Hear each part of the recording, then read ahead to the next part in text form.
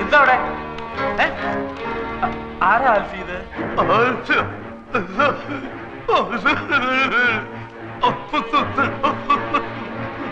എന്താ ഇയാള് പറയുന്നേ? ഒന്നും മനസ്സിലാവുന്നില്ലല്ലോ. ആൽഫി അറിയോ ഇയാളെ?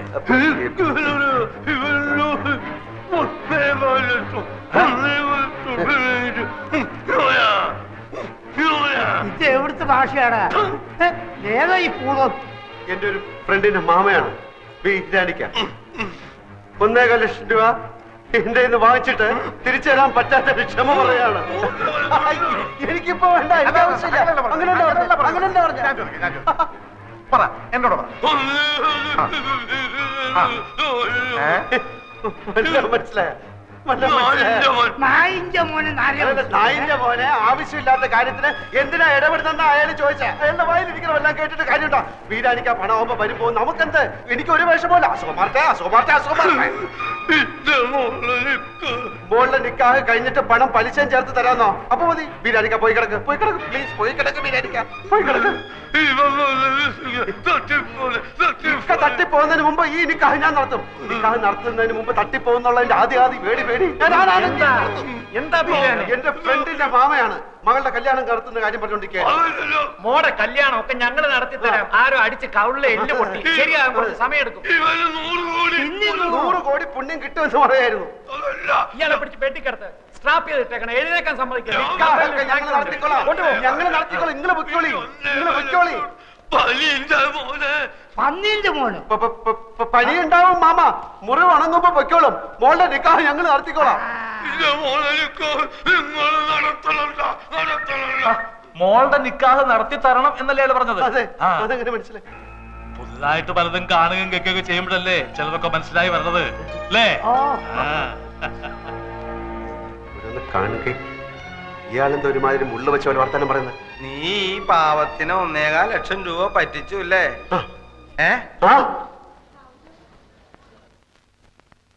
നാട്ടിൽ നിന്ന് എഴുത്ത് വന്നു. കാര്യങ്ങളൊക്കെ ആകെ അവതാളത്തിലാണ്. ആ വർഗീസിനെ സോപ്പിട്ടാലേ കാര്യങ്ങൾ നടക്കുമെന്ന് ഞാൻ പറഞ്ഞില്ലേ? ആ ചെറ്റയ്ക്ക് ഇപ്പൊ ചന്ദ്ര ടീയുടെ അക്കൗണ്ട് കൂടെ വേണം. ഞാൻ MD അല്ലേ, ഇല്ലെന്ന് പറയാൻ ഒക്കൂ. രണ്ടും കൽപ്പിച്ച് ഞാനും കൊടുക്കാൻ പോവാണ്. അതുകൊണ്ട് കമ്പനിക്ക് എന്ത് പറ്റുമെന്ന് എനിക്കറിയാൻ പാടില്ല. ദീപസ്തംഭം മഹാചര്യം എനിക്കും കിട്ടണം പണം എന്ന കുഞ്ചൻ നമ്പ്യാരുടെ പോളിസിയാണ് എൻ്റെത്. ആ 100 ആണെങ്കിൽ കണ്ടവന്റെ എന്നൊക്കെ കടം വാങ്ങിച്ചിട്ട് കമ്പനി കുളം തോണ്ടുന്നുണ്ട്. താമസിയാതെ വർമ്മ സാറ് പിച്ചച്ചട്ടി എടുക്കും.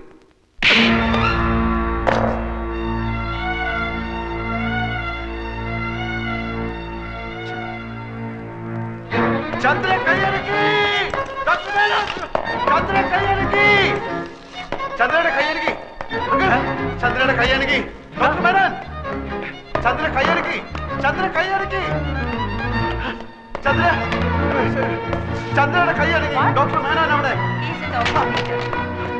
ഡോക്ടർ, ചന്ദ്ര കൈയടക്കി, ചന്ദ്രയുടെ കൈ അനങ്ങി.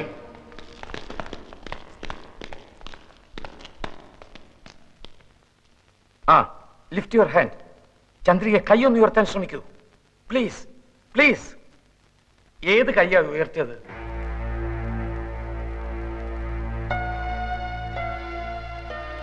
റൈറ്റ് ഹാൻഡ്, വലത്തെ കൈ.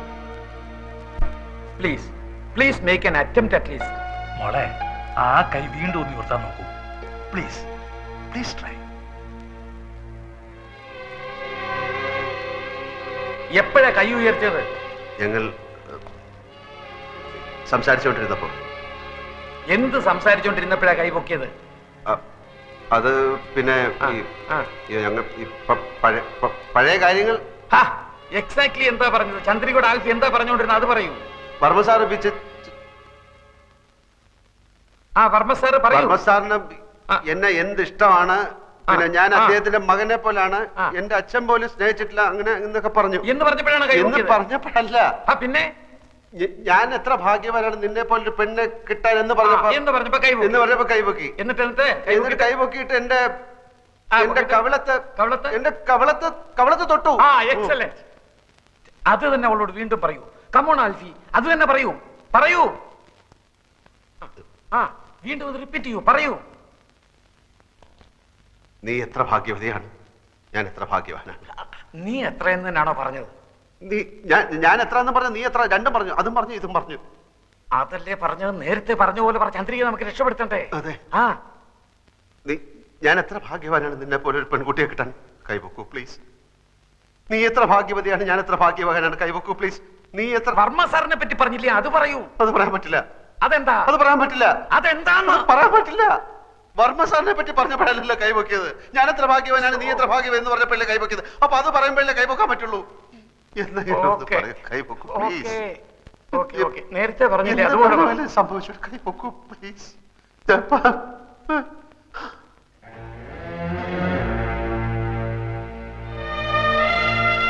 സോറി, ഏതോ ഒരു ഇമോഷണൽ മൂഡിലായിരിക്കും കൈ ഉയർത്തി. ആ ഇമോഷനിലേക്ക് തിരിച്ചു വരുന്നില്ല. ഇനിയിപ്പോ കാത്തിരിക്കുക നിവൃത്തിയുള്ളൂ. എങ്കിലും പ്രതീക്ഷയ്ക്ക് വക കൂടിയിട്ടുണ്ട്. ഞാൻ പറഞ്ഞില്ലേ, ഇനിയല്ല ആൽഫിയുടെ കയ്യില.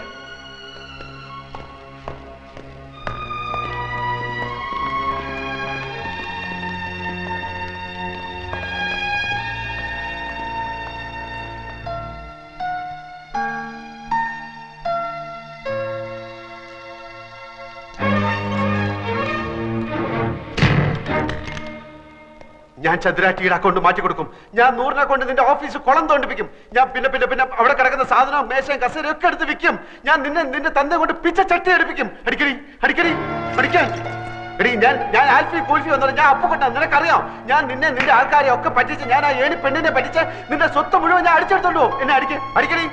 ഞാൻ നിന്റെ തന്തയും തെണ്ടി കുത്തുവാള എടുത്ത് വഴി നിൽക്കുമ്പോൾ ഞാൻ കണ്ട ഭാവം കാണിക്കില്ല. അടിക്കടി. നിനക്ക് ചുണ ഉണ്ടെങ്കിൽ അടിക്കടി. നിനക്ക് ധൈര്യം ഉണ്ട് എന്റെ കണ്ണക്കുറിക്ക് അടിക്കടി. അടിക്കടി അടിക്കാൻ.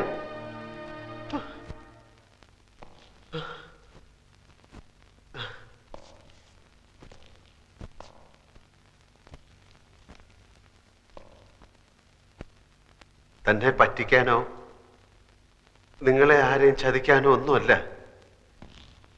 എന്റെ ഗതികേട് കൊണ്ടാണ് ഞാൻ ഈ നാടകം കളിക്കുന്നത്. എനിക്കാരെയും ദ്രോഹിക്കണ്ട. എനിക്കാരുടെ പണവും പദവിയും വേണ്ട. തനിക്കെല്ലാം അറിയാമല്ലോ. ഞാനെല്ലാം തന്നോട് ഒന്ന് പറഞ്ഞിട്ടില്ലേ?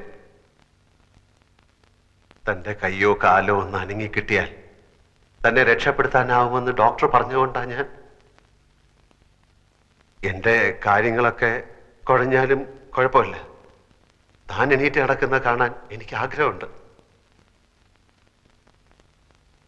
പിന്നെ അടിച്ച വഴി പോയില്ലെങ്കിൽ പോയ വഴി അടിക്കുക എന്നൊക്കെ പറയാറില്ലേ? അതാ ഞാനിപ്പോ ചെയ്യുന്നത്. ഇത്തിരി കടന്ന കയ്യാന്ന് എനിക്കറിയാം. വേറെ വഴിയില്ലാത്തതുകൊണ്ട്